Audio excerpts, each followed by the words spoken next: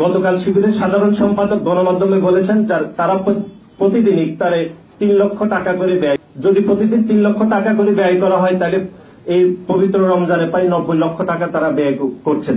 আমরা আপনাদের মাধ্যমে তাদের কাছে জানতে চাই এই 90 লক্ষ টাকা একটি সাধারণ শিক্ষার্থীদের সাধারণ সংগঠন হিসাবে তারা কিভাবে উপার্জন করছেন বা তাদের অর্থায়নের উৎস কিভাবে আসছে সেটিও আমরা জানতে চাই।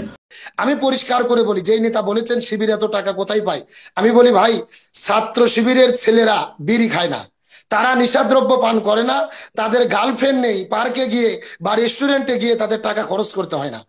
আমি চ্যালেঞ্জ করে বলতে পারি, বাংলাদেশের লক্ষ লক্ষ কোটি কোটি ছাত্র শিবির যারা রয়েছেন, শিবিরের যারা কর্মী রয়েছেন, একজন ছাত্র শিবিরকে বের করতে পারবেন না যারা বেরি খায়, সিগারেট খায়, নিশাদ্রব্য পান করে। শিবিরের একটা ছাত্রকে বার করতে পারবেন না যাদের গার্লফ্রেন্ড আছে, গার্লফ্রেন্ডকে নিয়ে গিয়ে পার্কে ঘুরে রেস্টুরেন্টের সময় কাটায়। সুতরাং নিজেদের বাবা মা পরিবার যে টাকা দেয়, এই টাকার নির্দিষ্ট একটা অংশ তারা সংগঠনকে দেয়, সেই টাকা দিয়ে সংগঠন চলে। আসসালামু আলাইকুম রহমতুল্লাহ। সুপ্রিয় দর্শক, গতকাল ছাত্র দলের সাধারণ সম্পাদক নাসির উদ্দিন নাসির বাংলাদেশ ইসলামী ছাত্র শিবিরের 100 কোটি টাকার প্রচারণা করে দিয়েছে। গত 15 বছরে এইরকম প্রচারণা করেছে আওয়ামী লীগ সরকার, ছাত্রলীগ, যুবলীগ, এখন করতেছে ছাত্রদল, যুবদল, বিএনপি। কিভাবে করতেছে? গতকালকে আপনারা দেখেছেন যে ছাত্র দলের সাধারণ সম্পাদক নাসির উদ্দিন নাসির প্রশ্ন তুলেছেন যে শিবির প্রত্যেক দিন 3 লক্ষ টাকা করে শুধু ঢাকা বিশ্ববিদ্যালয় ইফতারি করাচ্ছে, তো 1 মাস যদি করায় তাহলে 90 লক্ষ টাকা হয়, তো 90 লক্ষ টাকা শিবির কোথায় পায়? এরকম একটা প্রশ্ন ছুড়ে দিয়েছে। তো যেহেতু এরা শিবিরের গঠনতন্ত্র জানে না বা শিবিরের সংবিধান পড়েনি, এই কারণে এরা এই কথা বলেছে। আমি তো মনে করি যে কোনো দলের সমালোচনা করতে হলে আগে সেই দল সম্পর্কে জানা লাগে, তারপরে তার সমালোচনা করা উচিত। কিন্তু এরা তো সেগুলো সময় নেই, তো চাঁদাবাজি টেম্পু স্ট্যান্ড করতে এদের সময় চলে যায়। তো এটা করাতে শিবিরেরই উপকার হয়েছে। কিভাবে উপকার হয়েছে? বাংলাদেশের অধিকাংশ জনগণ, ছাত্র জনতা অনেকেই জানে না যে শিবিরের টাকার উৎস কোত্থেকে আসে। এবার মনে করেন যে সেটা ক্লিয়ার হয়ে গেল, অনেকে জানতে পারলো যে শিবির এতটা সুসংগঠিত একটা দল এবং এক্স শিবির যারা বৃদ্ধ হয়ে গেছে তারা পর্যন্ত শিবিরকে ভালোবেসে টাকা দেয়। এটা আশ্চর্য বিষয়। অন্যান্য দলতে এটা পাবেন না, অন্যান্য দলে। এবং এই বিষয়ে ডক্টর শফিকুল ইসলাম মাসুদ ভাই বলতেন, যখন কেউ আমাদের বিরোধিতা করে তখন আমরা তাকে সাধুবাদ জানাই, কারণ বিরোধিতাও একটা প্রচার, অপপ্রচারও একটা প্রচারের অংশ। সে যখন আমার বিরোধিতা করতেছে তখন কিন্তু তার ভালো কাজগুলো জনগণের সামনে সে তুলে ধরতে পারতেছে না বা নিজেকে তুলে ধরতে পারতেছে না, সে অন্যের সমালোচনা করতে তার সময় চলে যাচ্ছে। কিন্তু ছাত্র শিবির অন্যের সমালোচনা না করে নিজের জিনিসগুলো জাতির সামনে উপস্থাপনা করে, এই কারণে শিবির এগিয়ে যাচ্ছে। তো যারা সমালোচনা করে তারা পিছিয়ে থাকে সারা জীবন। তো দর্শক, এই বিষয় নিয়ে অনেকগুলো ভিডিও বানানো হয়েছে। এবার আপনাদের টক শোর একটা ভিডিও দেখাবো, যা ভিডিওর শুরুতে আপনারা সামান্য অংশ শুনলেন। আমাদের উত্তরবঙ্গের সাহসী বক্তা, ইসলামিক স্কলার, ইসলামিক বুদ্ধিজীবী মাওলানা আব্দুল সালাম যুক্তিবাদী ভাই, তিনি একটা ফেজ দ্য পিপলের টক শোতে গিয়েছেন এবং সেখানে বিএনপির এক নেতা ছিলেন এবং গণ অধিকার পরিষদের ফারুক হাসান ছিলেন। তো দর্শক, সেখানেও ছাত্র শিবির এই টাকা কোথায় পায় এগুলো নিয়ে প্রশ্ন করা হয়েছে, সেটার উত্তর দিয়েছে। এবং বারবার বিএনপি নেতা শুধু ওই শিবিরের টাকার উৎস জানতে চায়, সেখানে তাকে ধলাই করা হয়েছে এবং বিএনপির জনপ্রিয়তা দিন দিন কেন কমে যাচ্ছে এই বিষয় নিয়েও কথা বলেছেন। তো ভিডিওটা একটু বড় হবে, কিন্তু ভিডিওটা চমৎকার একটা ভিডিও। আপনাদের প্রতি অনুরোধ রইল আপনারা পুরো ভিডিওটা দেখবেন। তো দর্শক, বেশি দেরি না করে চলুন আমরা আব্দুল সালাম যুক্তিবাদী হুজুরের পুরো ভিডিওটা দেখে আসি। যে ছাত্রদল অভিযোগ করেছেন যে ছাত্র শিবির প্রতিদিন ছাত্রদেরকে ইফতার করাচ্ছে, প্রতিদিন 3 লক্ষ টাকার ইফতার দিচ্ছেন ঢাকা বিশ্ববিদ্যালয়, তাতে 30 দিনে 90 লক্ষ টাকা তারা খরচ করছেন। এত টাকা তারা পায় কোথায়? আমি ছাত্র শিবিরের একজন নগণ্য কর্মী হিসেবে, এখন তো নেই, ছাত্র থাকা অবস্থায় ছাত্র শিবির করার সৌভাগ্য আমার হয়েছে। আমি ছাত্র শিবিরের একজন সদস্য ছিলাম। ছাত্র শিবিরের সদস্য তাহলে তো কোশ্চেন আপনাকে করেছি, ভালোই হয়েছে। আমি ছাত্র অবস্থায় ছাত্র শিবিরের সদস্য ছিলাম, সর্বশেষ ঢাকা কলেজ শাখায় আমি কাজ করেছি। আমি ছাত্র দলের যেই নেতা প্রশ্ন তুলেছেন যে ছাত্র শিবির এত টাকা পায় কোথায়, আমি ভাইকে পরিষ্কার করে বলি, আপনি যদি একটি সংগঠনের নেতা হয়ে থাকেন, আপনি বাংলাদেশ ইসলামী ছাত্র শিবিরের সংবিধান পড়ুন, তাদের গঠনতন্ত্র পড়ুন, তাদের সংবিধান গঠনতন্ত্র বইয়ে পরিষ্কার লেখা রয়েছে ছাত্র শিবিরের আয়ের উৎস কি, বাইতুল মালের উৎস কি, সেখানে পরিষ্কার লেখা আছে এই সংগঠনের সকল জনশক্তি, সমর্থক, কর্মী, সাথী, সদস্য, এদের প্রত্যেকের মাসিক বাইতুল মাল অর্থাৎ প্রতি মাসে তারা নির্দিষ্ট পরিমাণ একটা চাঁদা দিয়ে থাকে। এই টাকা এবং ছাত্র শিবিরের যারা শুভাকাঙ্ক্ষী রয়েছেন, সুধী রয়েছেন, যারা ছাত্র শিবির সংগঠনকে ভালোবাসেন, তাদের মাসিক চাঁদা বা মাসিক যারা প্রতিনিয়ত এক একজন এক একটি আকারে নির্দিষ্ট হারে টাকা এই সংগঠনকে যারা ভালোবাসেন তারা চাঁদা দিয়ে থাকেন, টাকা দিয়ে থাকেন। এটা জোর করে নয়, তারা যে টাকা দিয়ে থাকে ছাত্র শিবিরের টাকা কোথেকে আসে? আমি এই বলে চাঁদার শেষ টাকা করছি। কোথেকে আসে? প্রথম নম্বর ছাত্র শিবিরের সমস্ত জনশক্তিদের মাসিক দান অর্থাৎ ইয়ানত, 2 নম্বর সুধী বা শুভাকাঙ্ক্ষীদের দান, এবং 3 নম্বর ছাত্র শিবিরের প্রকাশনীয় মুনাফা অর্থাৎ এই সংগঠন থেকে ছাত্র সংসদ, কিশোর কণ্ঠ সহ যে প্রকাশনা বের করা হয় এগুলো বিক্রি করে যে মুনাফা আসে, এগুলোই হলো ছাত্র শিবির সংগঠন পরিচালনার আয়ের উৎস বা বাইতুল মালের উৎস। আমি পরিষ্কার করে বলি, যেই নেতা বলেছেন শিবির এত টাকা কোথায় পায়, আমি বলি ভাই, ছাত্র শিবিরের ছেলেরা বিড়ি খায় না, তারা নিশাদ্রব্য পান করে না, তাদের গার্লফ্রেন্ড নেই, পার্কে গিয়ে বা রেস্টুরেন্টে গিয়ে তাদের টাকা খরচ করতে হয় না। আমি চ্যালেঞ্জ করে বলতে পারি, বাংলাদেশের লক্ষ লক্ষ কোটি কোটি ছাত্র শিবির যারা রয়েছেন, শিবিরের যারা কর্মী রয়েছেন, একজন ছাত্র শিবিরকে বের করতে পারবেন না যারা বেরি খায়, সিগারেট খায়, নিশাদ্রব্য পান করে। শিবিরের একটা ছাত্রকে বার করতে পারবেন না যাদের গার্লফ্রেন্ড আছে, গার্লফ্রেন্ডকে নিয়ে গিয়ে পার্কে ঘুরে রেস্টুরেন্টের সময় কাটায়। তাহলে ছাত্র শিবিরের ভাইদেরকে সিগারেট, নিশাদ্রব্য পান করে টাকা ফুরাইতে হয় না, আবার রেস্টুরেন্টে গার্লফ্রেন্ডকে নিয়ে গিয়ে টাকা খরচ করতে হয় না। সুতরাং নিজেদের বাবা মা পরিবার যে টাকা দেয়, এই টাকার নির্দিষ্ট একটা অংশ তারা সংগঠনকে দেয়, সেই টাকা দিয়ে সংগঠন চলে। আমি ছাত্র দলের ভাইদেরকে বলতে চাই, ইসলামী ছাত্র শিবির ইফতার বিতরণ করছেন, তারা রাস্তাঘাটে গিয়ে দোকানদারদের কাছে চাঁদাবাজি করেন নাই, তারা সিএনজি স্ট্যান্ড দখল করেন নাই, ব্যবসায়িকদের ঘাড়ে ছুরি ঠেকিয়ে চাঁদাবাজি করে ইফতার করছেন না ভাই। ইফতার করানো রসুলের সুন্নাহ। আপনাদের তো আরো উচিত ছিল নিজেরাও তাদের দেখে অনুপ্রাণিত হয়ে আপনারাও ইফতার করাবেন, এটা তো ভালো কাজ, আপনি যদি মুসলিম বলে দাবি করেন। আর ইসলামী ছাত্র শিবির ইফতার প্রোগ্রাম চালাচ্ছে, আপনি সেটার প্রতিবাদ করতে গিয়ে আপনি বলেন এত টাকা কোথায় পায়। সুতরাং টাকা কোথায় পায়, আমি বলবো ছাত্র শিবিরের সংবিধান পড়েন, গঠনতন্ত্র পড়েন, আপনাদের উত্তর পেয়ে যাবেন। আমি দ্বিতীয় কথায় চলে আসি। সাইফুর সাগর ভাই প্রশ্ন করেছেন নির্বাচন নিয়ে একটা বিশাল টালবাহানা চলছেন। আমি পরিষ্কার করে বলি, এই যে হিজবুত তাহরিরের আজকের যে ঘটনা এবং বাংলাদেশে ফ্যাসিস্টরা পালিয়ে যাওয়ার পরে যত বিশৃঙ্খলা চলেছে, যত আন্দোলন, আমরা তো গত সপ্তাহে দেখেছি কিছু কিছু শাহবাগের সেই নষ্টা ভষ্টা দুশ্চরিত্রা মহিলারা তারা বিড়ি খাবার স্বাধীনতা নিয়ে রাজপথে নেমেছে। আশ্চর্য লাগে, মনে কষ্ট লাগে। 90% মুসলমানের দেশে পবিত্র রমজান মাসে বিড়ি খাবার স্বাধীনতা নিয়ে রাজপথে নেমেছে। নেতৃত্ব দিয়েছে যেই মেয়েটি, শেখে কলকাতা থেকে প্রকাশিত আনন্দবাজার পত্রিকার বাংলাদেশের রিপোর্টার রঞ্জন রায়ের মেয়ে অদিতা রায়, যারা শাহবাগের কর্মী, গত 16 বছরের স্বৈরাচার হাসিনার দোসর ছিল, ফ্যাসিস্টদের পক্ষে যারা দালালি করেছে। তার মানে বিড়ি খাওয়ার স্বাধীনতার আন্দোলনে যারা নেমেছিলেন তারাও স্বৈরাচারের লোক।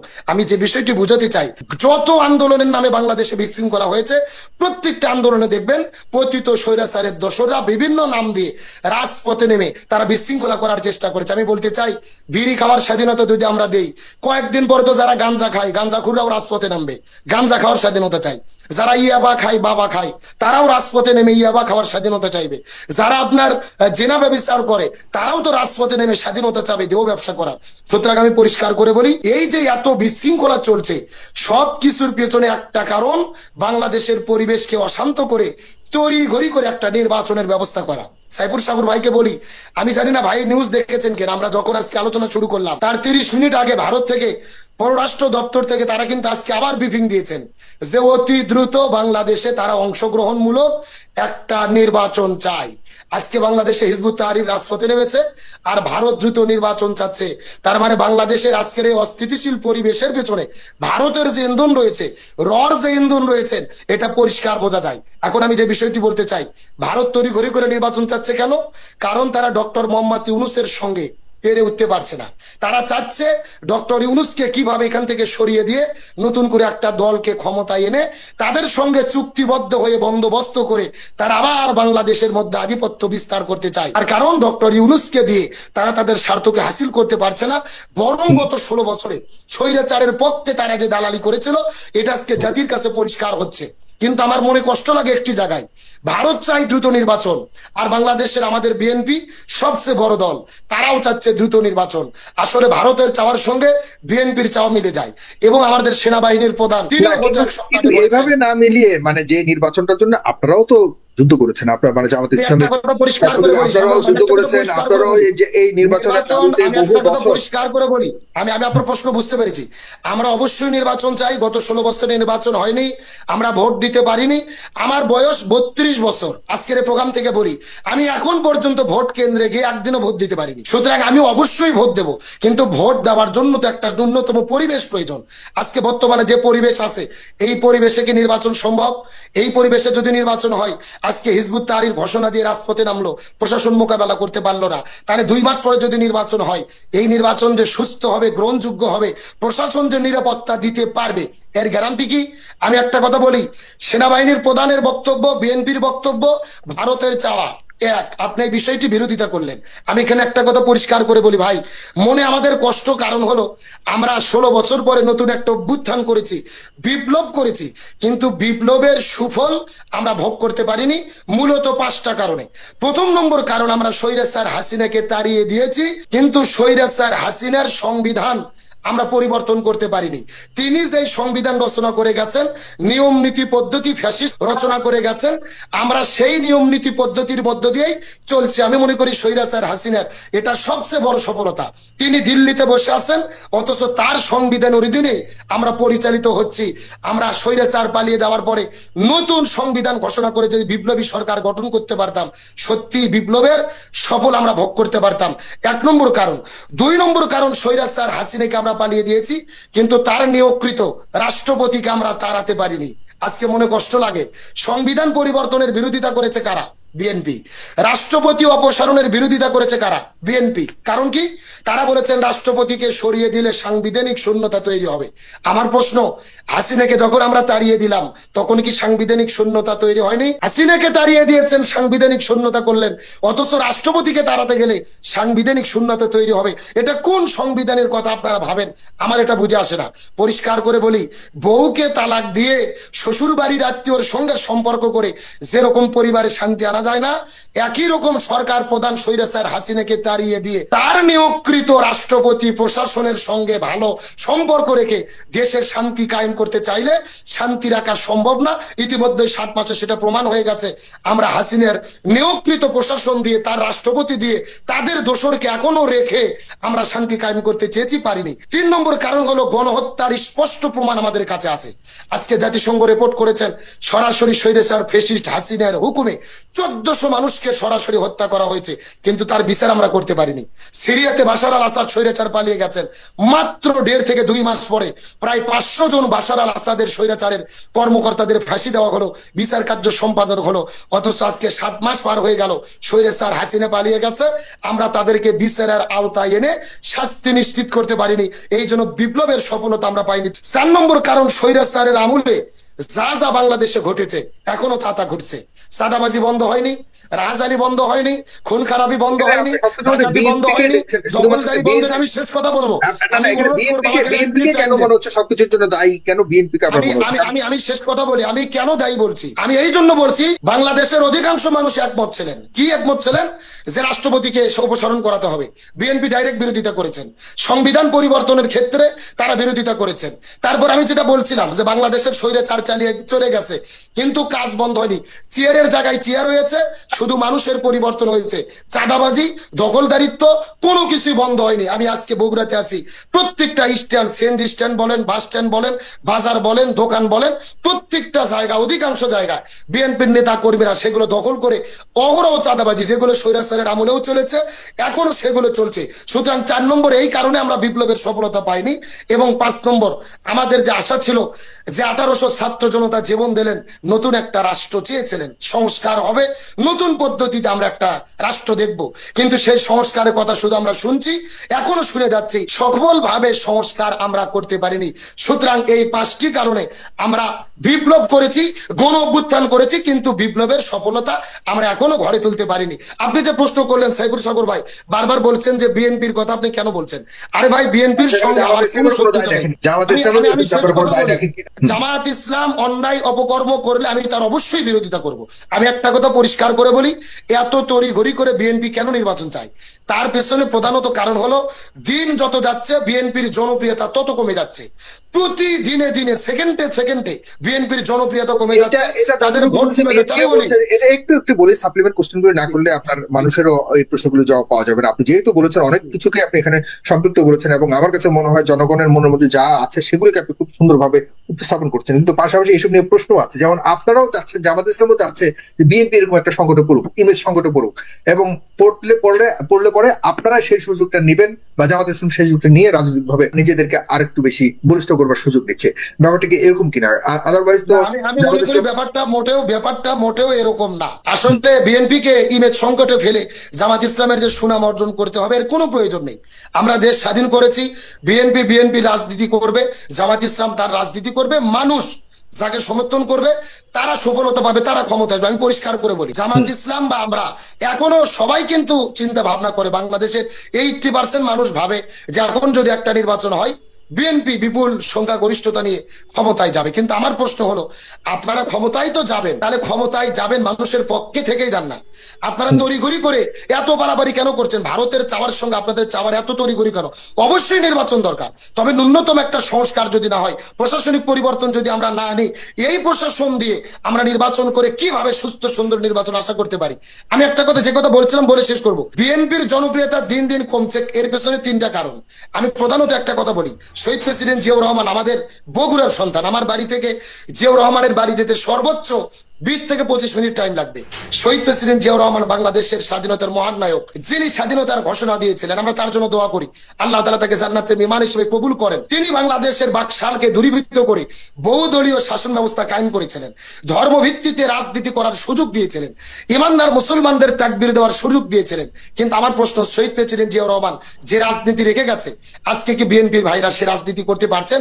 তিনি যে ভাঙ্গা সুট কেটে রাজনীতি করে গেছেন, আজকে সেই রাজনীতি কি আছে? আজকে তো আমরা দেখতেছি দখলদারিত্ব রাজনীতি। গত 3 দিন আগে ব্যারিস্টার রুমিন ফারহানা তিনি একটা আফসোস করে বলেছেন যে বিএনপির কমান্ড থেকে নেতা কর্মীদের যে কমান্ড করা হচ্ছে তাদেরকে নিয়ন্ত্রণ করা যাচ্ছে না। আমি শেষ কথা বলি, 3টি কারণে বিএনপির জনপ্রিয়তা দিনে দিনে কমে যাচ্ছে।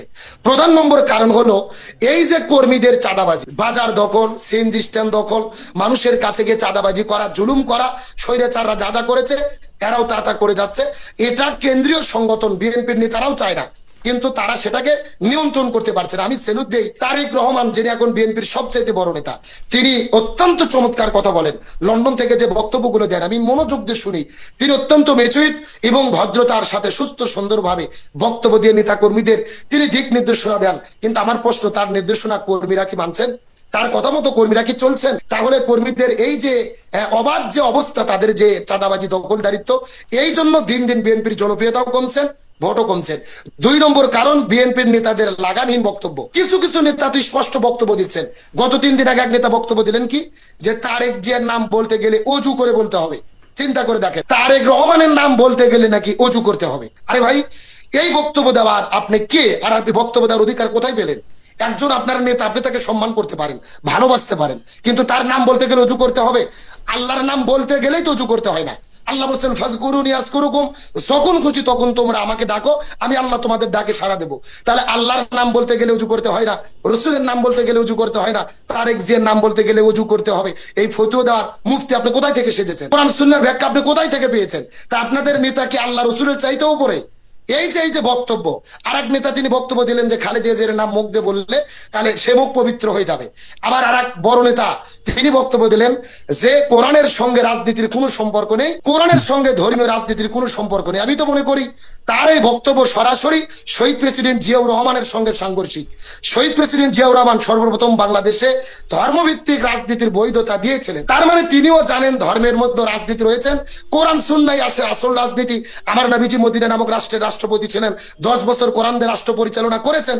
তাহলে কোরআনের রাজনীতি অস্বীকার করা মানে কোরআনকে অস্বীকার করা, ইসলামকে অস্বীকার করা। সুতরাং আপনি একজন মুসলিম হিসেবে কিভাবে বলেন কোরআনের সঙ্গে ধর্মীয় রাজনীতির বা রাজনীতির কোনো সম্পর্ক নেই? হ্যাঁ, আপনি ধর্মীয় রাজনীতি করতে না পারেন, আপনি আপনার নেতার রাজনীতি করেন, আপনি জিয়াউর রহমানের রাজনীতি করেন, আর একজন বঙ্গবন্ধুর রাজনীতি করেন, আর একজন ইরশাদের রাজনীতি করেন।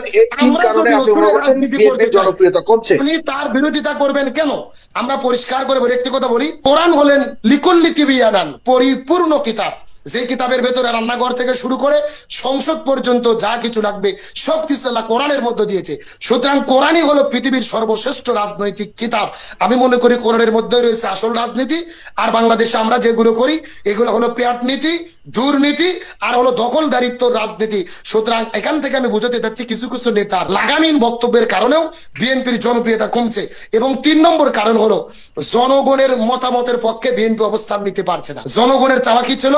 স্বৈরাচার পালিয়ে গেছে, যেন রাষ্ট্রপতিকে অপসারণ করা হয়, কিন্তু বিএনপি সেই পক্ষে অবস্থান নিতে পারেনি। জনগণ চেয়েছিল বাংলাদেশে নতুন এক রাজনৈতিক বন্দোবস্ত তৈরি হবে, নতুন এক সংবিধান হবে, যার মাধ্যমে ভবিষ্যতে কোনো ফ্যাসিস্ট আর মাথা চাড়া উঠতে পারবে না। কিন্তু সেখানেও বিএনপি বিরোধিতা করেছে। আবার বর্তমানে আপনি বলেছেন স্থানীয় নির্বাচন নাকি আগে জাতীয় নির্বাচন। আমি পরিষ্কার করে বলি, অবশ্যই নির্বাচন, জাতীয় নির্বাচনের জন্যই তো আমরা এত লড়াই সংগ্রাম করেছি। তবে বর্তমান প্রেক্ষাপটে যেহেতু প্রশাসনিক দুর্দশা, প্রশাসন ভালোভাবে কাজ করছেন না, এই জন্য আমি মনে করি পরীক্ষা করার জন্য হলেও আগে স্থানীয় নির্বাচন দিয়ে পরীক্ষা করে দেখা দরকার প্রশাসন কতটা দায়িত্ব পালন করে, নির্বাচনগুলো কিভাবে সুস্থ হয়, নির্বাচন করা যেতে পারে। পরবর্তীতে পলাশ ভাই প্রশ্ন করেছেন 10 বছর কি কি করেছেন ইসলামী ছাত্র শিবির। কোনো কিছু করেনি, কোনো কিছু পলাশ ভাইয়ের চোখে পড়েনি। আমি পলাশ ভাইকে বলবো, বাংলাদেশ ইসলামী ছাত্র শিবিরের কেন্দ্রীয় সোশ্যাল মিডিয়াতে পেজ রয়েছেন ভেরিফাইকৃত, ইসলামী ছাত্র শিবিরের পেজ ভিজিট করুন। 16 বছর 20 বছর আগে তারা কি করেছে, গত বছর রমজানে তারা কি কি করেছে, কয়টা ইফতার প্রোগ্রাম করেছে, কোন শাখায় কি প্রোগ্রাম হয়েছে, প্রত্যেকটা ডকুমেন্ট ইসলামী ছাত্র শিবিরের পেজে গেলে আপনি পেয়ে যাবেন। আমি আপনাকে বলে দিলাম। তারপর আপনি বলেছেন রসিদ দিয়ে ছাত্র শিবির যে টাকা আদায় করে, এটা কি? আমি পরিষ্কার করে বলি ভাই রে, হাদিয়া আর সাদা এক জিনিস না। উপহার হাদিয়া মানুষ খুশি হয়ে ভালোবেসে দেয়, আর সাদা হলো গলায় চাকু ধরে ছুরি ধরে জোর করে আদায় করা হয়। হাদিয়া নেওয়া হলো সুন্নাত আর সাদা নেওয়া হলো হারাম। রাসূল কারীম সাল্লাল্লাহু আলাইহি সাল্লাম বলেছেন হাদিয়া নেওয়াও সুন্নাত, দেওয়াও সুন্নাত। আপনাকে যদি ভালোবেসে কেউ দেয় আপনি এটা নিতে পারেন, কিন্তু আপনি আমার কাছে জোর করে নিতে পারেন না। আর আপনি বারবার প্রশ্ন তুললেন ইফতারের জন্য কোটি কোটি টাকা শিবির কোথায় পাচ্ছে। আপনি একজন মুসলিম, আপনাকে প্রশ্ন করি ভাই, ইফতার একটা ধর্মীয় প্রোগ্রাম। আমি ছাত্র শিবিরের বিষয় বাদ দেন, আমি ছাত্র শিবির বা জামাত ইসলামের একজন নগণ্য সমর্থক হতে পারি, আপনি বিএনপির নেতা হতে পারেন। পলাশ ভাইকে কথা দিচ্ছে, আপনি ইফতারের আয়োজন করেন, কত টাকা হেল্প লাগে ইফতারের জন্য আমি আপনাকে দেবো। আপনি বিএনপি করতে পারেন, আমি জামাত করতে পারি, কিন্তু ইফতার ধর্মীয় অনুষ্ঠান, এখানে আমি আপনার কত হেল্প লাগে আমি টাকা পয়সা দেবো আপনাকে। সুতরাং শিবির ইফতার প্রোগ্রাম করছে, এখানে যে কেউ টাকা দিতে পারে, যে কেউ ইফতার প্রোগ্রামে শরীক হতে পারে, এটা তো সওয়াবের কাজ। একজনকে ইফতার করালে রাসূল বলেন সমপরিমাণ সওয়াব আল্লাহ তার ইফতারকারী ব্যক্তিকে দেবেন। সুতরাং ছাত্র শিবিরের শুভাকাঙ্ক্ষীদের থেকে টাকা নিয়ে ইফতার করাচ্ছে, আপনার সেই ইফতার নিয়ে এত চুলকানি, আর বারবার প্রশ্ন করতেন ইফতার করার টাকা কোথায় পায়। সুতরাং আমি বলি এই বিষয়ে প্রশ্ন তোলা এটা নির্বুদ্ধিতার পরিচয় বলে মনে করি। সর্বশেষ আপনি বলেছেন যে জামাত ইসলাম বিভিন্ন দখল করেছেন, বিভিন্ন ব্যবসা প্রতিষ্ঠান, বসুন্ধরার কথা বলেছেন। আবার আপনাদের নেতা রিজভী সাহেব বলেছিলেন যে জামাত ইসলাম তো ইসলামী ব্যাংক দখল করেছেন। আরে ভাই, জামাত ইসলাম ইসলামী ব্যাংক দখল করেনি, তাদের নিজের প্রতিষ্ঠান তারা উদ্ধার করেছে। আর কোন কোন প্রতিষ্ঠান জামাত ইসলাম দখল করেছে আমি বলবো পরিষ্কার করে আপনি প্রমাণ দেন, আন্দাজে কোনো কথা বললে হবে না। সর্বশেষ একটা কথা বলি, নেতাদের এগুলো আজগবি বক্তব্য দেওয়ার জন্য বিএনপির জনপ্রিয়তা কমছে কেন? এই যে ফেস দ্য পিপুলের প্রোগ্রামে গত 2 দিন আগে আমরা দেখেছি বিএনপির চেয়ারপারসনের উপদেষ্টা ফজলুর রহমান সাহেব, উনি নাকি মুক্তিযোদ্ধা। উনিও একটা কথা সহ্য করতে না পেরে এক দর্শক প্রশ্ন করলেন যে আপনারা 16 বছরে বিএনপির চেয়ারপারসনের বাড়ির কাছ থেকে এক বালুর ট্রাক সরাতে পারেননি।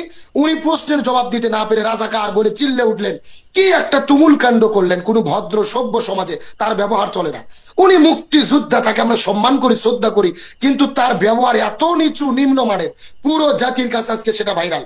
আমি বলি কথাই কথায় রাজাকার বলার সংস্কৃতি বন্ধ করতে হবে। আমি আজকের এই প্রোগ্রামের মাধ্যমে দাবি করব, যারা কথায় কথায় রাজাকার বলবে, আইন করে এদের বিরুদ্ধে আমি বলবো, যারাই নিরপরাধ মানুষকে রাজাকার বলে গালি দেবে এদেরকে যেন 2 বছর জেলে বন্দি করে রাখা হয়, এই আইন যেন বাংলাদেশে কায়েম করা হয়, এটার জন্য আমি জোর দাবি করছি। তার কারণ কি, এই বাংলাদেশে আমরা দেখেছি শেখ হাসিনা পালিয়ে গেল কেন? একটা কথার জন্য। উনি শুধু বলেছিলেন যে মুক্তিযোদ্ধার নাতিপুতি চাকরি পায় না, রাজাকারের বাচ্চারা পাবে। ছাত্রদেরকে রাজাকারের বাচ্চা বলে গালি দিয়েছিলেন। ঢাকা বিশ্ববিদ্যালয় রাত 2টার দিকে উত্তপ্ত হয়ে মিছিল শুরু হয়েছিল। তুমি কে, আমি কে, রাজাকার রাজাকার, কে বলেছে স্বৈরাচার? ছাত্র সমাজ নিজেদেরকে রাজাকার ডিগ্রি গায়ে লাগিয়ে দেশ স্বাধীন করেছে। সুতরাং ওই রাজাকারের ট্যাগ লাগানো বাংলাদেশ আর খায় না, ওগুলো আর চলে না। ওই রাজনীতি বাদ দেন, 16 বছর চলে গেছে, রাজাকার রাজাকার খেলার এই বাংলাদেশে চলবে না। 25 বছর বয়সের যুবক, আপনি তাকে রাজাকার বলে গালি দেবেন? আমি মনে করি বিএনপির এই সমস্ত নেতাদের কন্ট্রোল রোধ করা দরকার, এদের কন্ট্রোল করা দরকার। এই সমস্ত নেতার লাগামহীন বক্তব্যের কারণে বিএনপির জনপ্রিয়তা দিন দিন কমে যাচ্ছে। বিশেষ করে এই মুক্তিযোদ্ধা পরিচয় দেওয়া ফজলুর রহমান, আমি মুক্তিযোদ্ধাদের সম্মান করি, কিন্তু তার টক শোতে যে ভাষায় সে কথা বলে আর যাকে তাকে রাজাকার বলে গালি দেয়, আমি মনে করি বিএনপি যদি একের ব্যাপারে ব্যবস্থা না নেয়, তাদের এর কারণে বিএনপি তলানিতে নামবে, জনপ্রিয়তা কমে যাবে। সুতরাং পরিষ্কার করে বলি, জামাত ইসলাম রাজনৈতিক দল, বিএনপি তাদের বিরুদ্ধে বলবে, জামাত বিএনপির বিরুদ্ধে সমালোচনা করতেই পারে, তবে সেটা যেন সত্যতার ভিত্তিতে হয়। এটা যেন আন্দাজে কোন কথা বলে আবার সেই গত 16 বছরের ফ্যাসিস্টদের মতো আচরণ, আমরা রাজাকার ট্যাগ লাগিয়ে মানুষের বিরুদ্ধে কথা বলে একটা বিরূপ প্রতিক্রিয়া তৈরি না করি। আমি বলি এসব বলে কোনো লাভ হয় না। ফজলুর রহমান সাহেব রাজাকার বলে গালি দিয়েছেন, পুরো দেশের মানুষ আজকে তাকে নিয়ে টোল করছেন। সুতরাং এই সমস্ত ট্যাগ আর জনগণ খায় না। এখন সুস্থ দেশ এসেছে, আমরা সুস্থভাবে রাজনীতি করি, একে অপরকে সম্মান করি, শ্রদ্ধার সাথে। আমি পরিষ্কার করে বলি, গত 16 বছর জামাত ইসলাম বিএনপি, পলাশ ভাই বললেন, আমরা একই সঙ্গে রাজপথে মিছিল করেছি, মিটিং করেছি, একই সাসপেন্ডের বিরিয়ানি খেয়ে আমরা আন্দোলন করেছি। সুতরাং অবশ্যই এক থাকবো। তবে যখন আপনি গণতান্ত্রিক পদ্ধতি এসেছেন, জামাত ইসলাম বিএনপির ব্যাপারে সমালোচনা করবে ভদ্র ভাষায়, আবার বিএনপি জামাতের বিরুদ্ধে কথা বলবে ভদ্র ভাষায়, এটা গণতান্ত্রিক চর্চা থাকতেই পারে। তবে এটা করতে গিয়ে আমরা যেন অতিরঞ্জন করে এমন কোন ট্যাগ না লাগাই যার দ্বারা আবার মানুষের গত 16 বছরের ফ্যাসিস্টদের আচরণের কথা মনে পড়ে। আল্লাহ যেন সেখান থেকে আমাদের হেফাজত করে। দর্শক, আপনারা আব্দুল সালাম যুক্তিবাদী হুজুরের টকশোর ভিডিওটা দেখলেন, তো তার কথাগুলো কেমন লেগেছে তা অবশ্যই কমেন্ট করে জানিয়ে দেবেন। আজকের ভিডিও এই পর্যন্তই। সকলকে ধন্যবাদ। আসসালামু আলাইকুম ওয়া রাহমাতুল্লাহ।